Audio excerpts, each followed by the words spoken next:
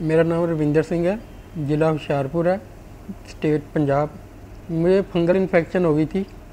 पहले तो वो दांतों पे ही ऊपर वाले पे उनसे होती हुई ये सारे जिगोमेटिक बोन पे आ गई, ये सारी इन्फेक्टेड हो गई थी।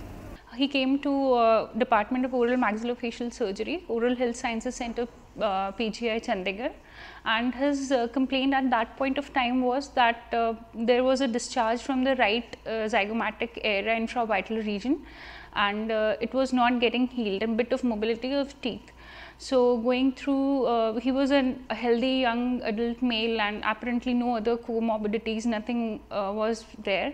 The fungal culture and sensitivity report confirmed that it is a case of mucormycosis, and at that point of time when we evaluated his both bilaterally his maxillary sinus were involved, maxillar palatine bone, everything was involved, and the right side zygomatic maxillary complex was also involved, including the lateral vital wall.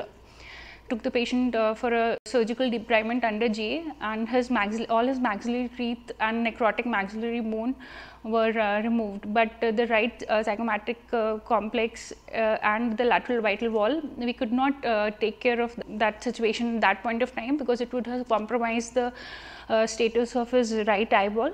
Personally, I have never seen any such case where right zygomatic entire complex has been removed and the lateral vital wall has been removed, and where the eye is all right and it needs to be salvaged. So we had to find a solution where he, being a young male, he had recently got married, he was very much concerned about his aesthetics as well. So we had to consider all these factors: aesthetics, that is the looks which the patient was concerned. Then we have to see that the eye doesn't get damaged. So we have to give, and then the 3D structure of the face itself, it has to be proper for a long-term solution. Then we started looking for the options, and through various other departments of Chandigarh and other researchers, we've finally decided on going for a 3D titanium implant. So finally it was quite expensive for the patient, which we got to know. So, and the other departments as well as the Oxim Private Limited, they helped us out and they figured out how to prepare that implant. This was like a challenge for us, and we work with doctors, scientists, designers, team. So what we did is we got the series data from Dr. Vidyaratan. We used Mimics Innovation Institute for generation of 3D model from specific data. Then in the software we removed the infected area, and since in maxillofacial area you have to take care of aesthetics, what we did is we mirrored the healthy part of the face and pasted over the infected part. Then whole of the designing was done on that area, on the patient area, and then we used 3D printing since there are a lot of curvatures involved and the current traditional techniques were not suitable for this kind of multi-axial manufacturing problem. So 3D printed implant was selected. The material used of titanium TS6L4V alloy. This patient was having complete osteomyelitic changes involving zygomatic complex, lateral orbital wall, orbital floor. So we wanted to restore and give him perfect aesthetics. So we thought of this 3D customized solution, and which we got it done, and then we did this surgery. We took a hemicoronal flap, exposed the whole of the zygoma, and through infraorbital rim incision we exposed the orbital rim area, and then we resected the whole damaged osteomyelitic part, and then we replaced it with customized 3D implant. Any autogenous tissue would not have given perfect shape. So that's the advantage of main 3D customized implants. It is gaining popularity because first point is it's a patient specific implant. So what you do is according to the defect, the implant is manufactured. Usually what we had in market before was conventional implants with a specific design and shape. Then we had to adapt that plate and shape according to the patient or according to the defect. Now the plate is being manufactured according to the defect through which the data we send to the company, and the company makes exactly the same kind of implant which fits into that defect.